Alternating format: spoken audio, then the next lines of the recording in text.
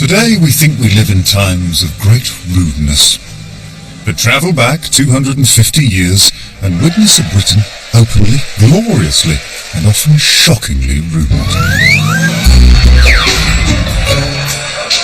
Then we revelled in mocking and ridiculing the great and the not-so-good, rude about our politicians and royal family. He's just a pig. He's just a greedy bastard pig, and look at him. We loved to sing rude songs, the bawdier the better.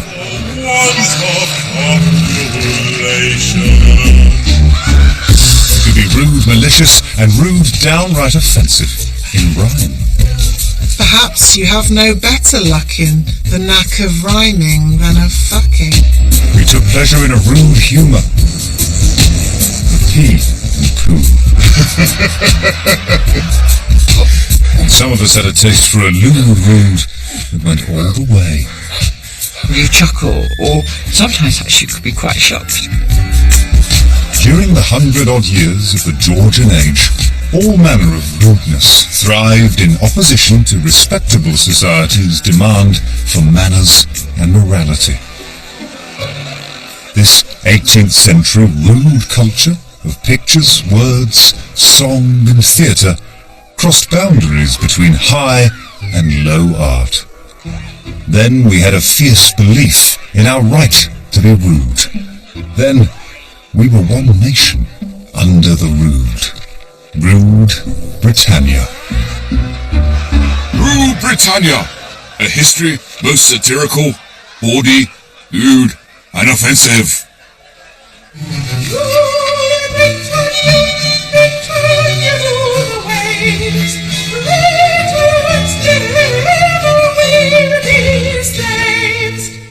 In 1707, following an act of union with Scotland, a united kingdom was created. The rude heart and lungs of the new nation was London. Dynamic, exciting, busy, chaotic, noisy and smelly. Where rich and poor collided.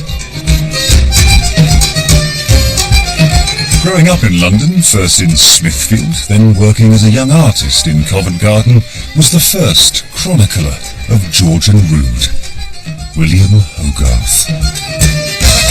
Hogarth definitely had a taste for the rude. He was a stroppy individual, and he had a scar on his forehead which he showed in his portraits as if to say, I can keep up with the best of you. And we know that he loved the taverns around Covent Garden and Leicesterfield's, the Rose Tavern, and he chatted to the, he knew the girls, he knew the boards, he knew the pimps, he knew the sort of hustlers. Hogarth was just such a bloody good artist. As an engraver, he could combine his skills that he'd learnt as an apprentice engraver with a kind of satirical, piss-taking sensibility. So, using those skills, he could then actually observe the world around him. And he used to sort of walk down the street doing literal thumbnail sketches. He used to draw on his thumbnail because he'd see somebody he liked the look of, and then he'd sort of put them into these tableaus. Hogarth used the high art of painting to capture the rude energy to be found on the streets of London. In 1733, he painted the riotous carnival, which took place in Borough, near St George's Church on the south bank of the Thames. This was Southwark Fair.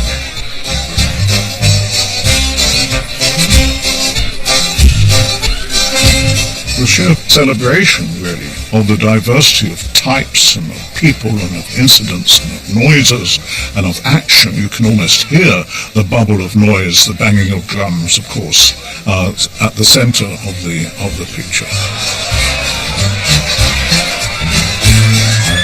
You've got stories being told, consequences being explained, details here, there, everywhere. It's a feast. It's a feast. The wonderful thing about Hogarth is his works are a visual feast, and they're there to be read. If we look closer, we can see the rude, illicit pleasures of the fair. There's a woman dicing at this little, on top of what looks like a crate or a table. and you get the sense that there's this bumpkin who's just arrived from the sticks, who's having a go on the dice, whereas a smaller kid, it looks like at his elbow, is tugging on his sleeves. It's to say, don't dad, don't start gambling.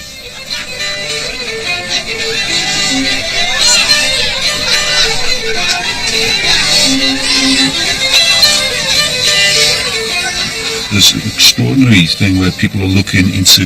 I mean, it looks like a dog kennel, but it's a peep show, and one does wonder what exactly are they looking at.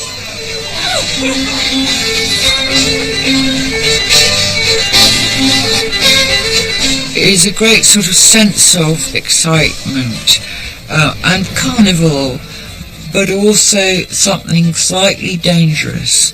Everything is on the verge of collapse. The man is falling from the wire, and there was a case of that very near the time. The stage on which the fall of Bajazet is about to be presented is actually falling, and the more you look, you realise it's falling onto a china shop underneath.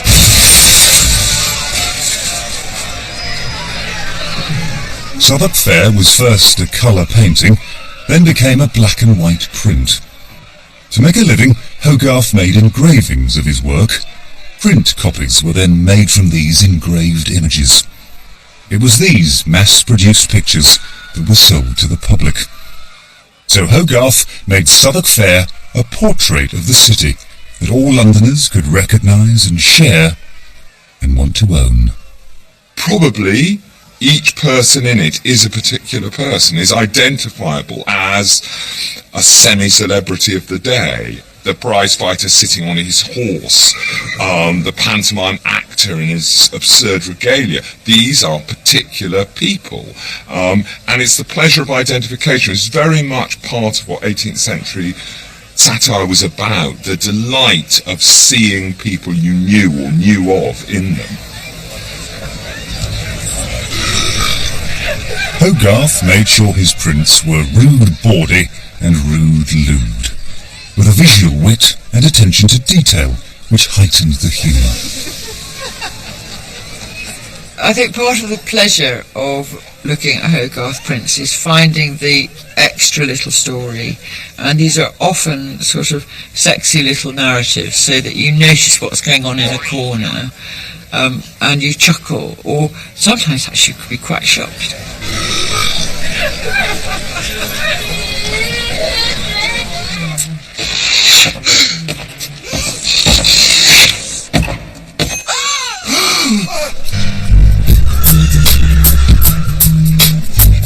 Yet Hogarth knew he had to be careful with all this rudeness. In the 1730s he produced a series of prints, the Harlot's Progress, then the Rake's Progress. Racy stories with moral conclusions, they revealed in Hogarth and his public a tension between the rude and the prude. He lives in a world where the church is still powerful, where the dominant voices are elite, aristocratic, gentry, where the big city merchants are on the up and up and have their own forms of Puritan respectability. He's got to sell to these people.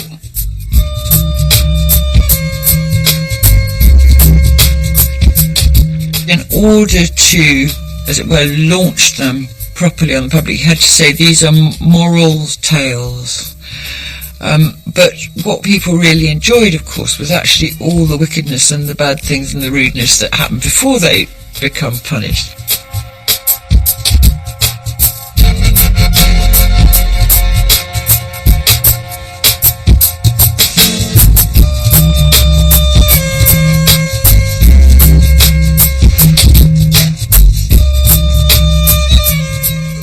In the Rake's Progress, the orgy in the tavern in Drury Lane, where the rake is having it away, really, in a really quite brilliant composition of tavern mayhem, with dancing girls, prostitutes with bare breasts spitting at each other. These kinds of things are titillating, and in that sense he's playing to one's prurient curiosity about low life. it's slightly new to the worldy, you know. It's like, let us expose these shocking horrors that are going on in the smart brothels of the West End, you know. Oh, they're going to get punished. So there's an ambivalence. These guys who may be depicted initially as having a jolly time come to a sticky end. They have to come to a sticky end. The harlot dies of syphilis. The rake dies of madness.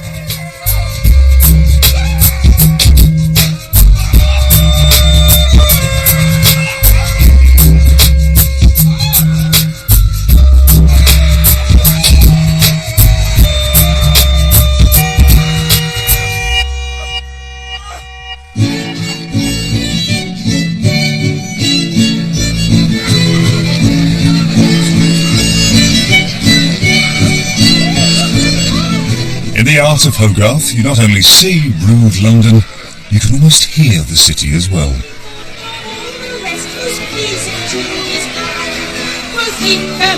Look at his prints, and ballad singers turn up again and again. Their lewd and bawdy songs, the soundtrack of his urban landscape. You could see ballad singers on every major corner, battling it out, one against the other, to be more rude than the next. Every alehouse would have ballad singers coming through, singing ballads in exchange for a few pence.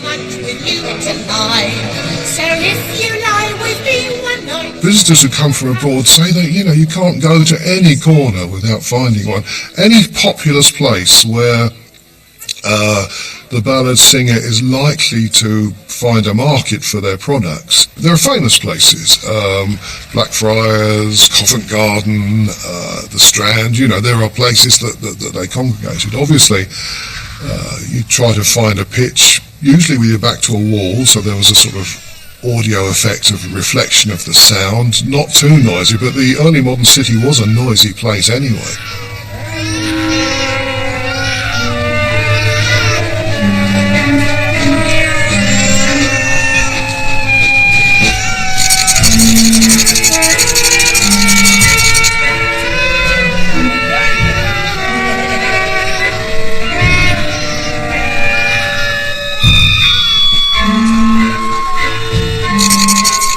Some of the ballads sung on the streets of London are so rude that I'm frankly embarrassed by them. They are absolutely explicit in all ways. One rude song sung on street corners and in taverns was Put in All.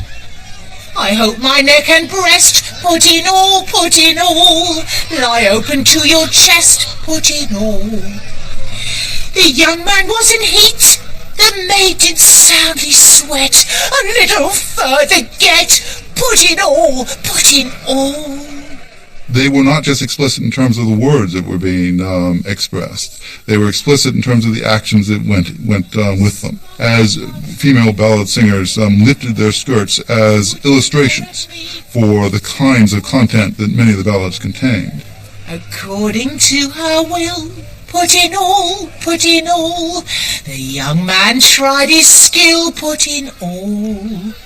But the Put in All cheekily teases men about their sexual anxieties.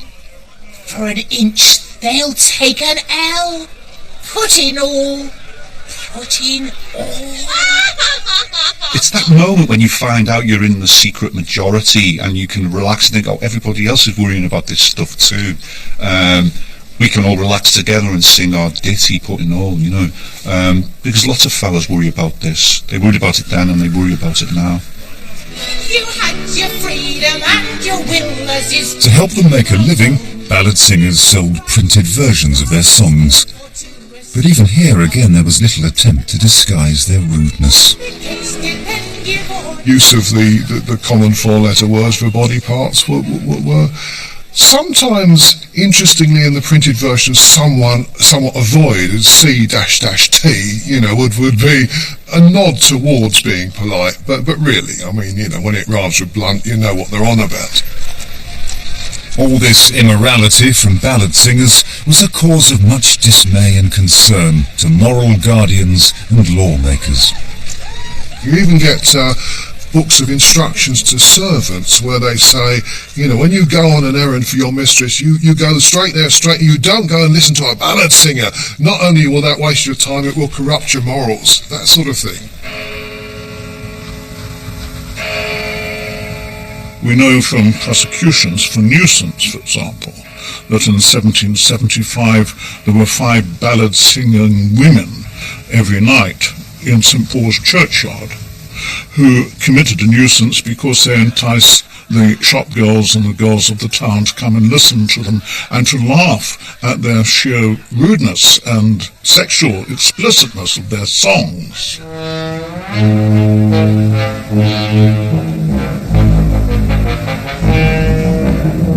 Rude culture not only thrived on the streets of London, you could also find it alive and kicking by buying a ticket and stepping inside any of the capital's theatres.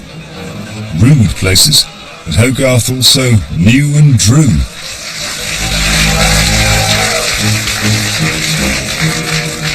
Theatre is one of the only art forms which brings together everyone in 18th century London, from apprentices sitting at the top in the gallery, very squashed in, very dirty, very smelly, to the aristocrats sitting in the boxes.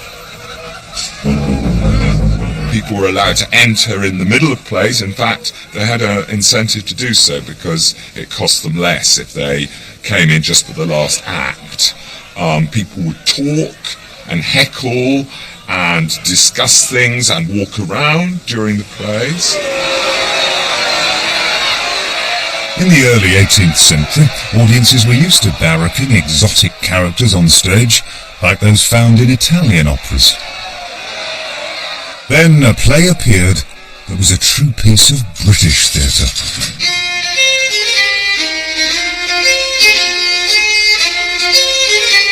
This was The Beggar's Opera by John Gay.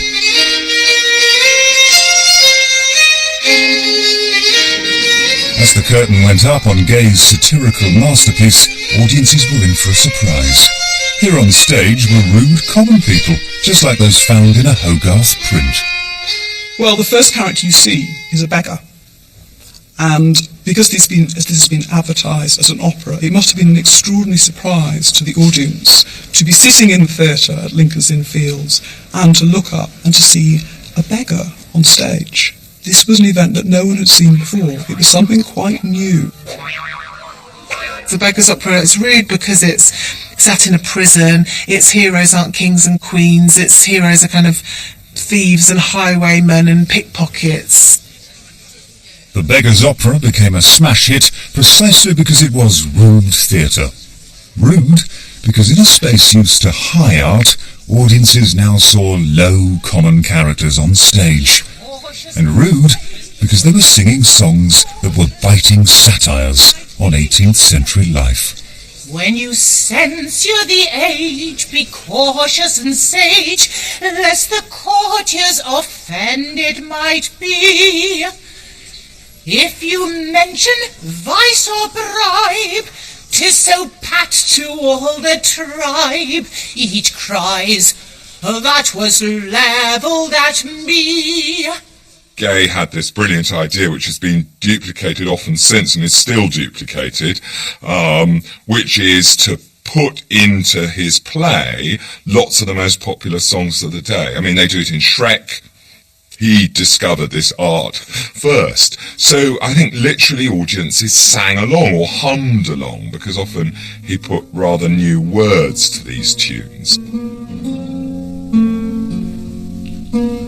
These new lyrics attacked the double standards of Georgian life, where Gay saw one law for the rich, another for the poor.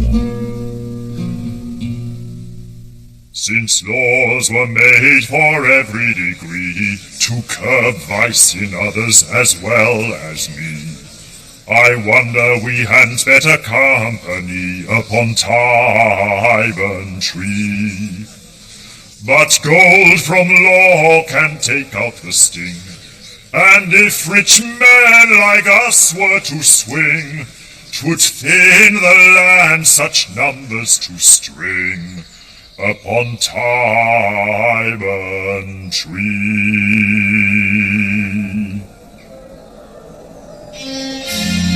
slightest reference to Tyburn Tree would send a chill down the necks of Gay's audience.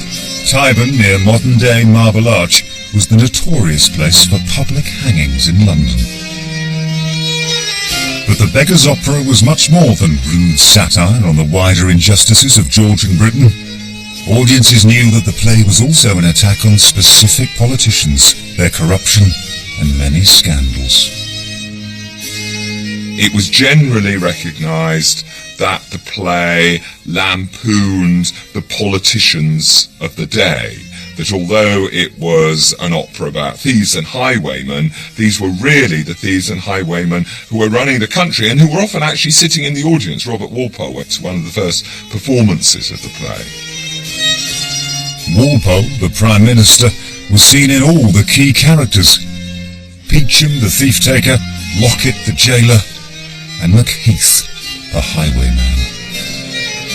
What Gay does so brilliantly is to suggest to us that the world of politics is a world which, under the appearance of respectability, is in fact no more than pervasive corruption.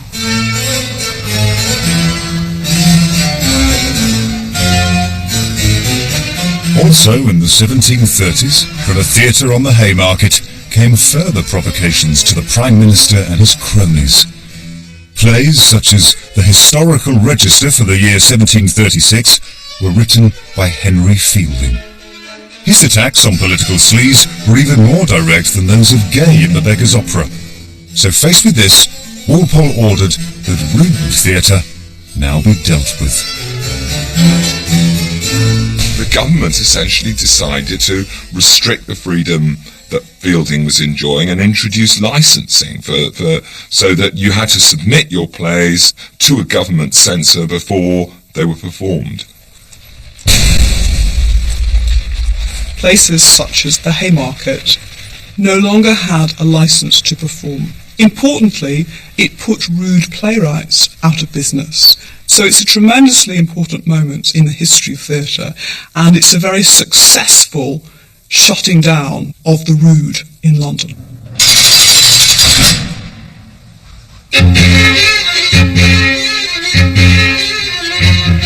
But just as rude theatre was killed off, so another part of London's cultural life continued in rude health. East of Theatreland was Grub Street, a meeting place for writers of taverns and coffee houses that became a byword for bookish rudeness. Literary London was really rude. It was a vicious place. People beat each other up, poisoned each other, slandered each other in poems, slagged each other off, bitched about each other, maligned each other. It was extraordinarily vicious. As long as writers avoided treasonous high politics and didn't doubt the law allowed literary bitching to flourish. Suddenly, by accident, as a matter of fact, the licensing of print disappears. So no longer do you have to get the permission of a government operative in order to print anything. It's an extraordinary freedom to print whatever you want, to read, therefore, whatever you want. And the laws governing print are mostly to do with sedition, to matters of politics and religion. But if you want to be extremely rude about a particular person, legally there's very little to stop you. Exploiting this freedom was a master of rude words who lived in some splendour by the Thames at Twickenham, far from the noise and confusion of London town. Poet Alexander Pope deployed rudeness as his weapon of choice to give the high art of his verse a sharper edge. His invective, and there is plenty of it, he does dish it out. It's so poised and elegant, and there's a sense of him being a kind of a wind-up merchant. Pope was deliciously vicious when he used metaphor to shrink his enemy, Lord John Hervey, down to insect-like size. Yet let me flap this bug with gilded wings. this painted child of dirt that stinks and stings, whose buzz the witty and the fair annoys, yet wit ne'er tastes and beauty ne'er enjoys. So well-bred spaniels civilly delight in mumbling of the game they dare not bite.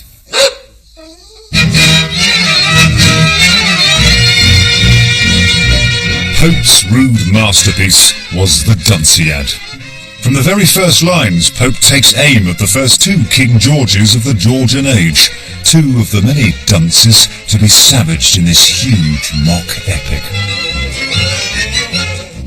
You, by whose care in vain decried and cursed, still Dunce the Second reigns like Dunce the First.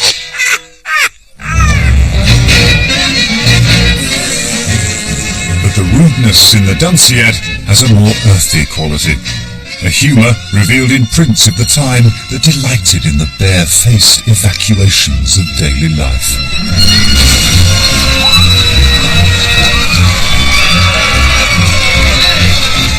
With filth and worse filling the streets and a lack of any real sanitation, it was natural that rude scatology should be part of the poetic urge. In Book 2 of the Dunciad, two characters get all blokey in a peeing competition. First, Osborne leant against his lettered post. It rose and laboured to a curve at most. So Jove's bright bow displays its watery round, sure sign that no spectator shall be drowned. A second effort brought but new disgrace. The wild meander washed the artist's face. Thus the small jet, which hasty hands unlock, spurts in the gardener's eyes who turns the cock.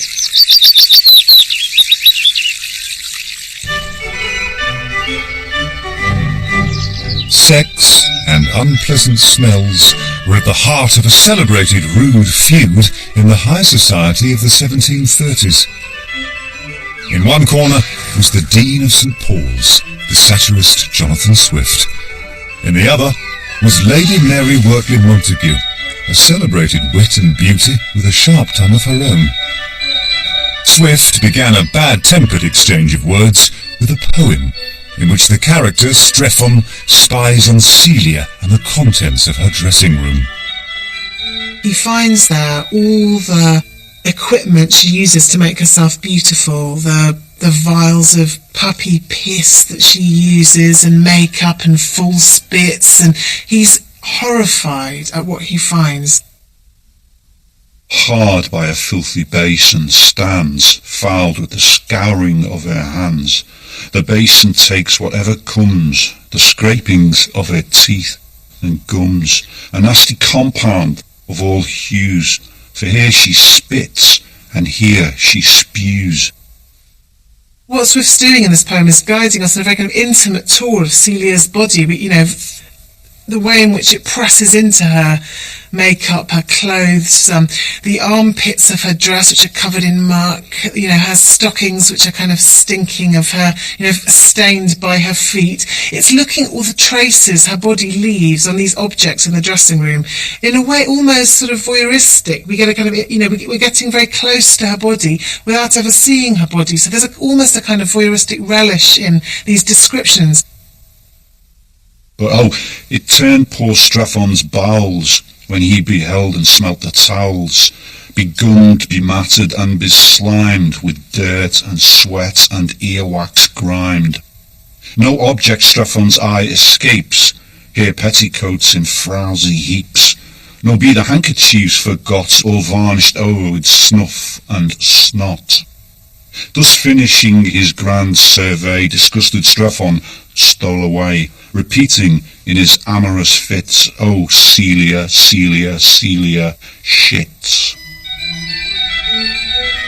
Now, was Dean Swift here dishing out a rude that was offensive to women, or was his verse a satire on female beauty and vanity? Whatever the truth, when Lady Montagu read his poem, she was not best pleased. She penned her own rude response, locating the source of Swift's disgust to failures of his own in ladies' dressing rooms. What if your verses have not sold? Must I therefore return your gold? Perhaps you have no better luck in the knack of rhyming than of fucking. I won't give back one single crown to wash your band or turn your gown. I'll be revenged, you saucy queen, replies the discontented dean. I'll so describe your dressing room. She answered short, I'm glad you're right. You'll furnish paper when I shite. Rude was not only important to 18th century poetry, it was also to be found in the novel, the newest literary form to entertain the Georgian reading public. Bawdy humour was at the heart of the success of Tristram Shandy. First published in 1760 and written by Lawrence Sterne, hitherto an obscure parson from Yorkshire. Tristram Shandy was probably the most successful book published in the whole of the century, and Dan Brown has nothing on Lawrence Sterne in terms of literary impact. It was a revelation to everyone. It was a new form of writing, a new form of satire that took elements of rudeness, elements of rude culture, and reinvented them. Tristram Shandy attracted the attention of William Hogarth, who drew illustrations for its first editions. 250 years later, cartoonist Martin Rosen has produced his own graphic novel take on this rude classic. I think Tristram Shandy is a wonderful novel, mostly because it's not a novel, it's an anti-novel. It's digressive and it's funny and it's a shaggy dog story and it's filthy. It is like listening to a stand-up comedian, for page after page after page after page. Rosen includes all the best rude bits in Tristram Shandy. Tristram's accidental circumcision with a faulty window,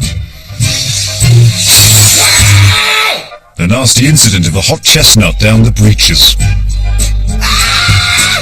Uncle Toby's wound in the groin at the Battle of Namur, and the climax, or perhaps in true Shandian style, anticlimax, the wooing by the widow Wadman of Uncle Toby. Visually, the thing about the widow is that we don't know what she looks like from Sterne's description, because the readers are invited to draw their image of beauty on a blank page. Well, Toby is this sort of sweet, benign ingenue. It's a bit like Bambi, actually. One of the great scenes in the novel is where he offers to show Widow Wadman his wound. He's been wounded in the groin at the siege of Namur. And of course, she wants to know if he's still capable of the business that a husband is expected to perform. If she's going to marry him, how bad is this wound? You shall see the very place, madam, said my Uncle Toby. Mrs. Wadman blushed, looked towards the door, turned pale, blushed slightly again, recovered her natural colour, blushed worse than ever, which, for the sake of the unlearned reader, I translate thus: Lord, I cannot look at it. What would the world say if I looked at it? I should drop down if I looked at it. I wish I could look at it. Oh, there can be no sin in looking at it. I will look at it.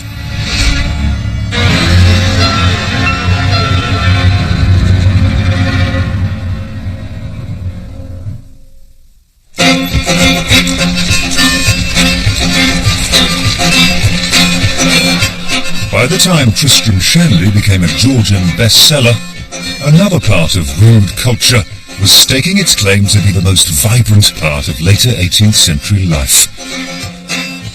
This was the colourful world of satirical and humorous prints that could be enjoyed at print shops in London's West End, on Piccadilly, Oxford Street and the Strand. These were places of shared laughter for Londoners of all classes. The print shop window was probably the most colorful, changing, theatrical space in urban London.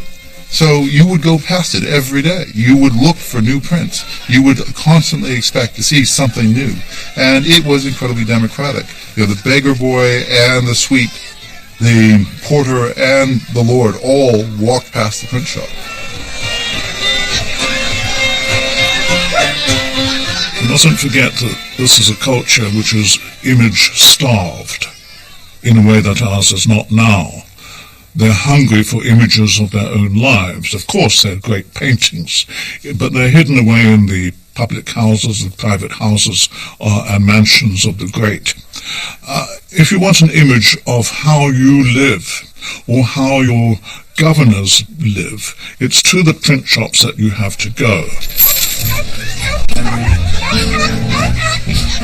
Living above the shop of his publisher, Mrs. Humphrey, on St. James's Street, Piccadilly, was the dark master of rude print culture, James Gilray.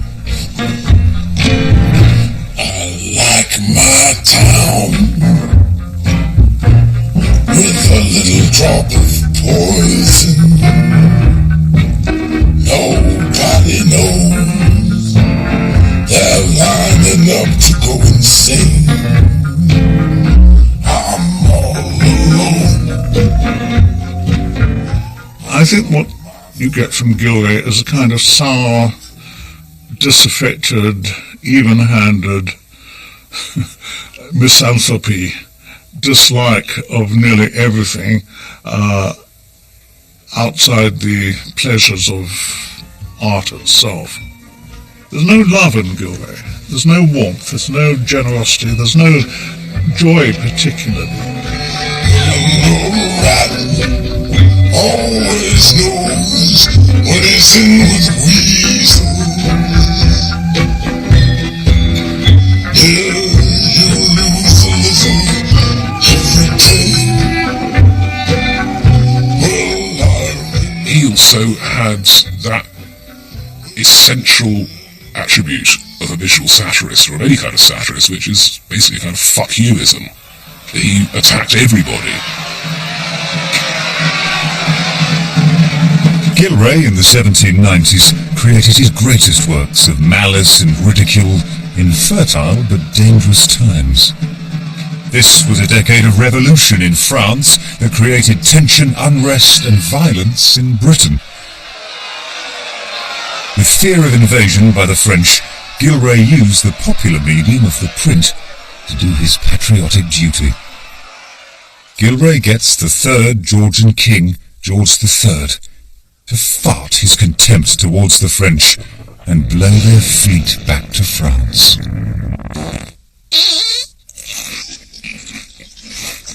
And Gilray will visually go way over the top to demonise this enemy to Britain. Un petit souper à la parisienne, a fameux sans-culotte refreshing off the fatigues of the day. The title is wonderful.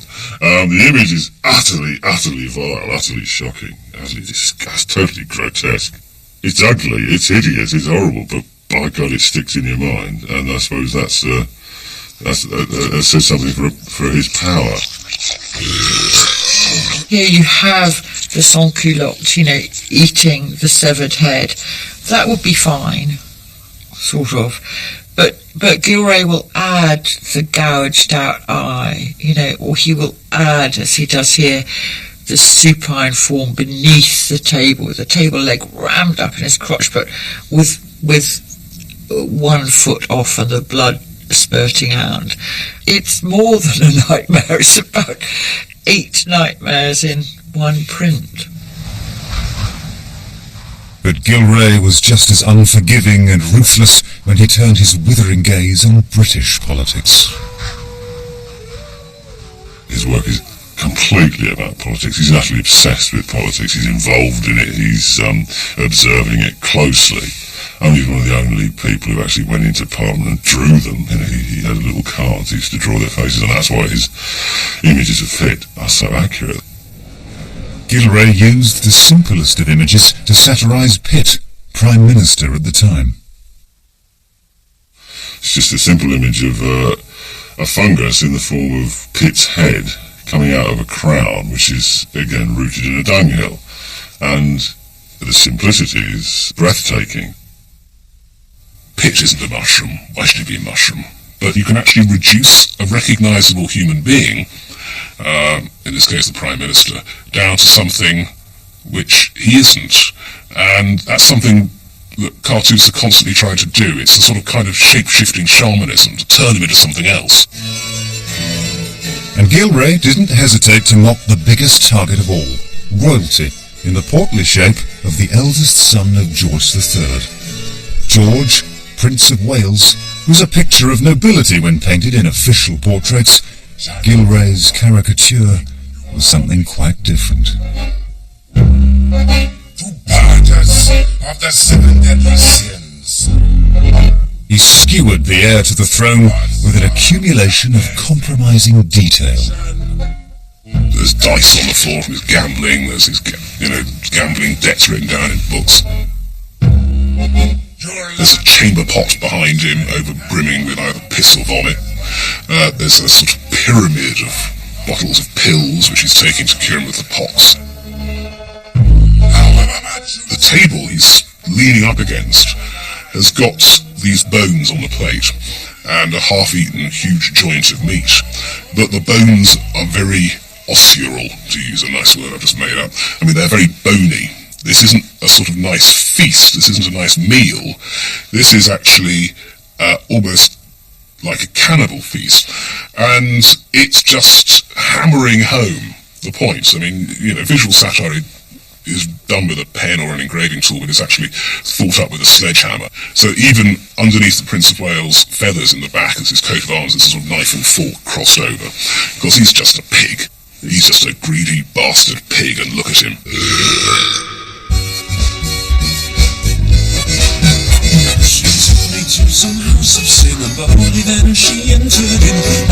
Living close to Gilray in the West End of London, but a world apart in the ambition of his rude art, was Thomas Rowlandson.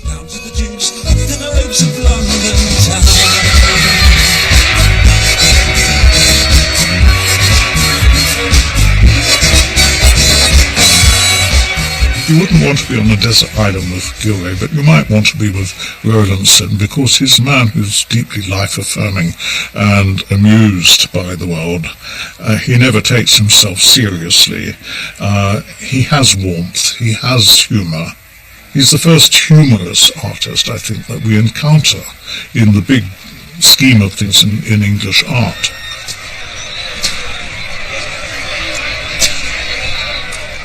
In his prints, Rowlandson captured the confusion and chaos on the streets of London, just as Hogarth had done 60 years earlier. He's not a political animal. He comments on manners. He comments on the manners, increasingly, of ordinary people in the street. There's a lightness about him and a brilliant capacity to draw. But Rowlandson, unlike Hogarth, had no desire or need to moralise. He just wanted to celebrate the rude delights to be had from life.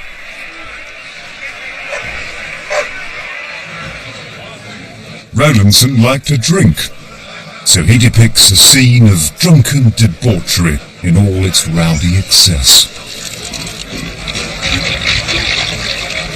Rowlandson was a gambler, so he vividly captures the drama and excitement of the table. And Rowlandson celebrates the pleasures of the flesh. So in Rural Felicity, or Love in a Chase, he brings to life the joy of al fresco sex and attached a rude ditty. The kneeling youth his vigour tries, while o'er his back she lifts her thighs. The trotting horse the bliss increases, and all is shoving, love and kisses. It's not guilty. It's completely open about sex and sensuality. That's what I like about it. And they're having a good time, and the horse is having a good time too. And I love the way the horse is kind of echoing the sensuality of her thighs and his arse and the rest of it. It's a splendid blending. I love that. It's a kind of visual punning. What couple would not take the air to taste such joys beyond compare? She really does look quite in control, brandishing her whip, and it's such a smart little chase with its red wheels that actually it's quite an enjoyable little picture. Look at her feet, you know, she just crossed her legs. This is what she does every day with her wonderful little shoes. So I'm sorry, I expect I should be shocked, but I do think it's quite fun. In 1811, following the final madness of George III, the much ridiculed Prince of Wales became Prince Regent. Now the mood of rude Britannia darkened. For a decade, the dandy regent presided over a country in crisis after victory in the Napoleonic Wars. The Regency period is a moment of terrific turbulence. There's enormous unemployment. Prices are very high.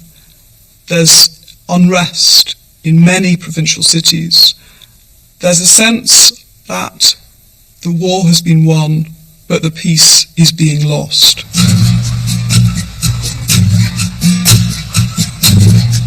In London, away from the West End, further east in the city, radical publishers were turning rude culture into a protest movement.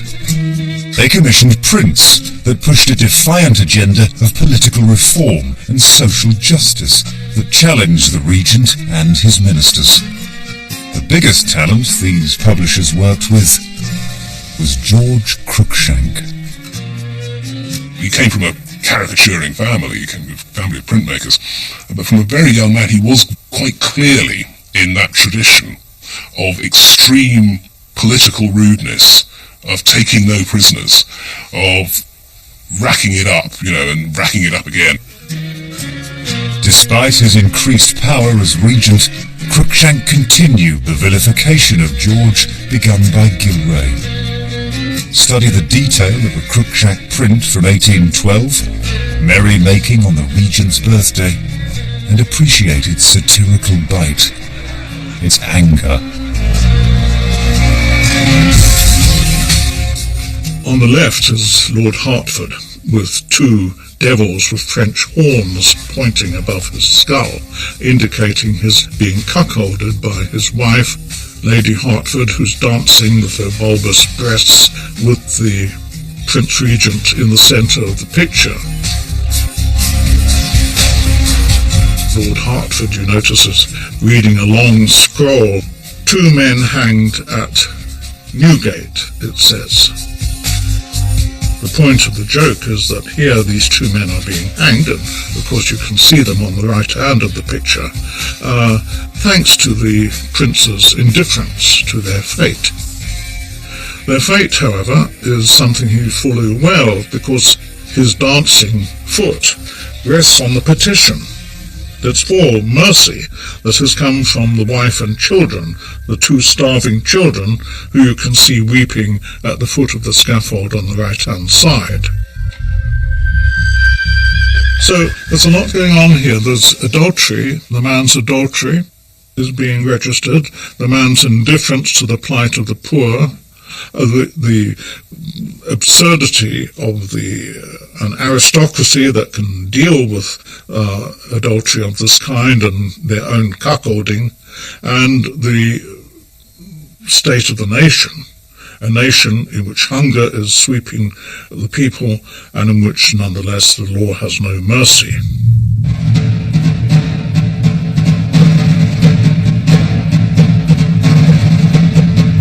The last year of the Regency, 1819, was momentous. Cruikshank drew instant images of outrage following the Peterloo massacre in Manchester. Here, cavalry had charged into protesters agitating for parliamentary reform, killing 15 and injuring hundreds.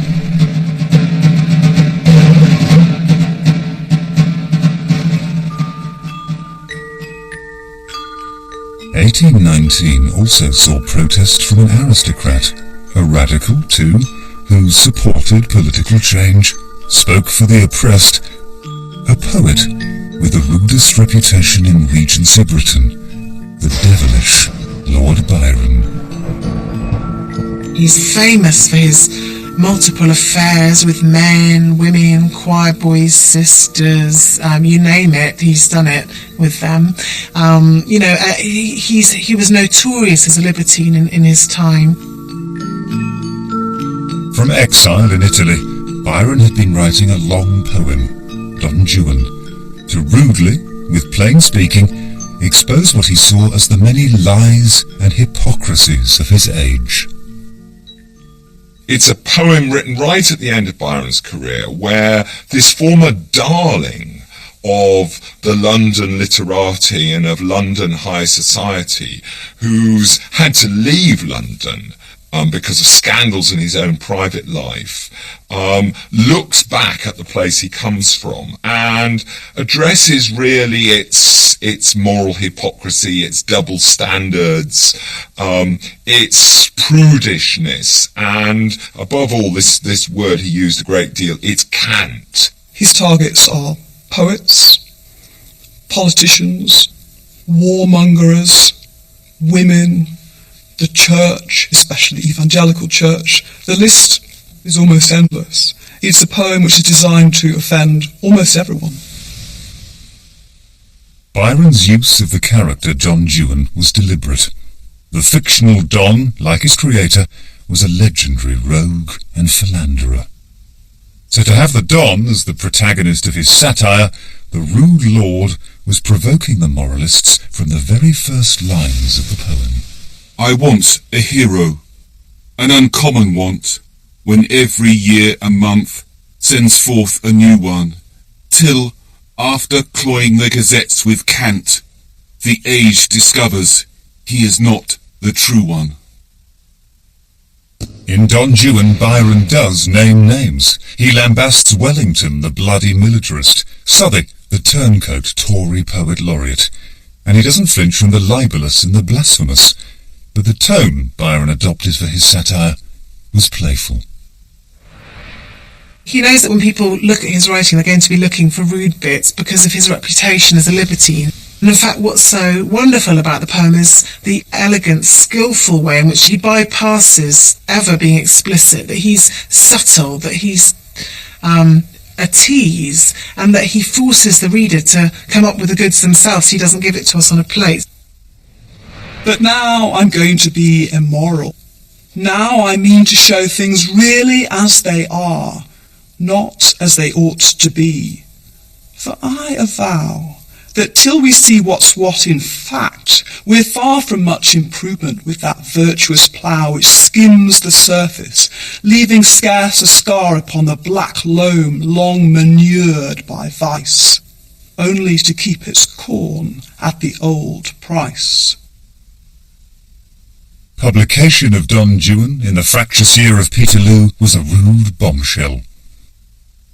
You've got to remember that Don Juan, when it was published, it was more than a book. It wasn't a book, it was an event. It was this kind of force of nature, and it had everybody up in arms. And not to put too fine a point on it, it created a shitstorm. It really did in 1819. The publisher of Don Juan, John Murray, was fearful of the scandal the poem would create. So not only his name, but Byron's were missing from first editions, and they cost over 30 shillings, a month's wages for most working people. The point being that nobody could accuse him of trying to corrupt the morals of the lower classes. And so it comes out, it hasn't really got to publish his name on it, all of that's been fudged, and so what happens, of course, it gets pirated straight away, and everybody gets to have a peep at it.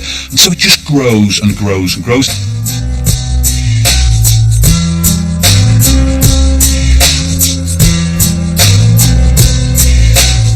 Many pirated editions with their rude illustrations made Don Juan affordable and available to less well-heeled readers eager to devour this notorious book. Much to the dismay of Byron's enemies, the poem now had an unheard-of readership, thought to be over 500,000.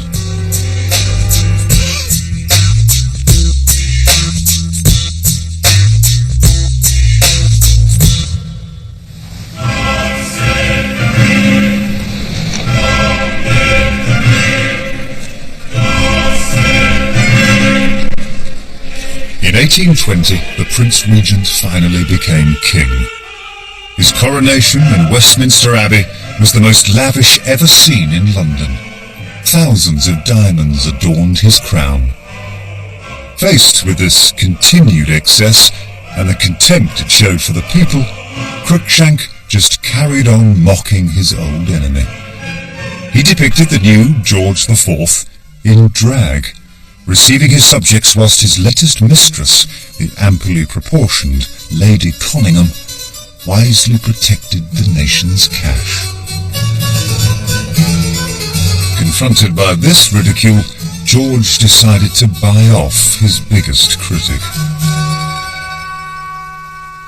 Cruikshank and his brother both get £100 in June 1820, and the agreement still survives, and the wording is not to portray His Majesty in any immoral situation whatsoever, which meant that there was to be no more jokes at the expense of his mistresses, his flirtations, his indulgences.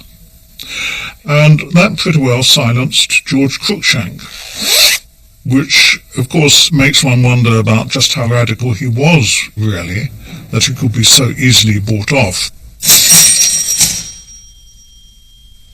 Meanwhile, between 1820 and 1823, Byron had been completing further books of Don Juan. The continued hostile reception to the poem convinced him that the game was up. Prudes were gaining the upper hand. He wrote to a friend. I've written about 100 stanzas of a third canto, but it is damned modest. The outcry has frightened me.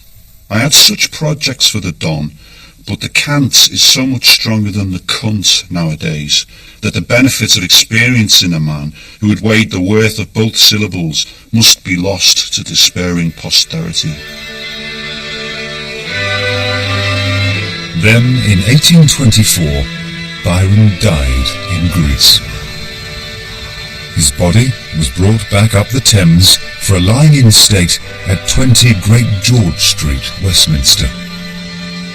Byron was refused burial in the Abbey across the road, despite this being the tradition for great writers. Crowds lined Oxford Street and Tottenham Court Road to show respect for the people's poet, as his funeral cortege made its way out of London.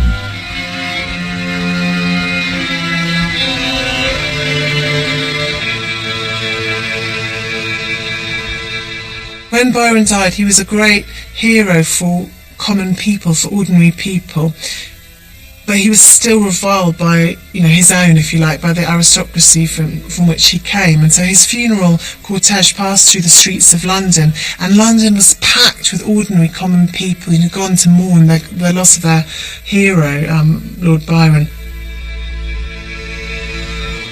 People at the time saw it as sort of the end of their 1960s or something. I mean, that was what it was like. He was a celebrity as well as a great writer, and it was almost as if that funeral represented to people almost immediately some sense that he was the product of a bygone age.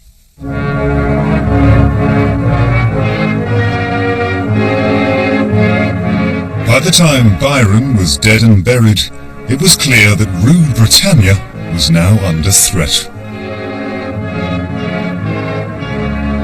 One satirical print from 1829, The March of Morality, reflected a taming of the rude that came with greater political stability and the influence of evangelical Christianity. Here, bare-breasted and red-faced do-gooders try to prevent passers-by enjoying the delights of the print shop window. Across the street is the Religious Tract Society. And look, that C word again. Cant.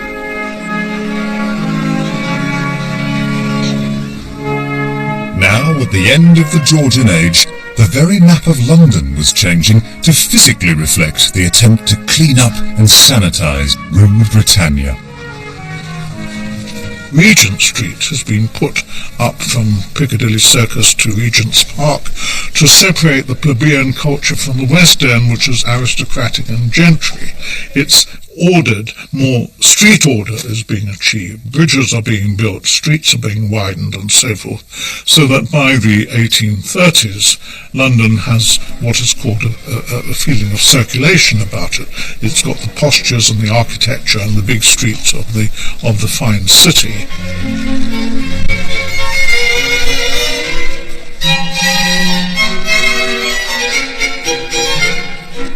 The modernised city was a bricks and mortar threat to the old rude culture. You get a general rebuilding of London into a great imperial city, certainly, but one without the spaces for the ballad singers, for the Bawdy, for the print shops, for the chaos of the previous century.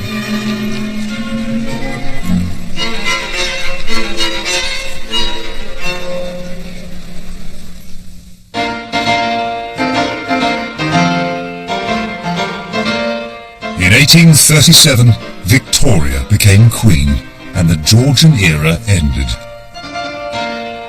Victorians looked back at the recent past with horror and distaste. They were not amused by the satirical and bawdy humour of their rude forebears. So next time on Rude Britannia, could a naughty nation survive Victorian values? Come into the garden moon. Oh, most certainly it could. I'm here by the gate alone.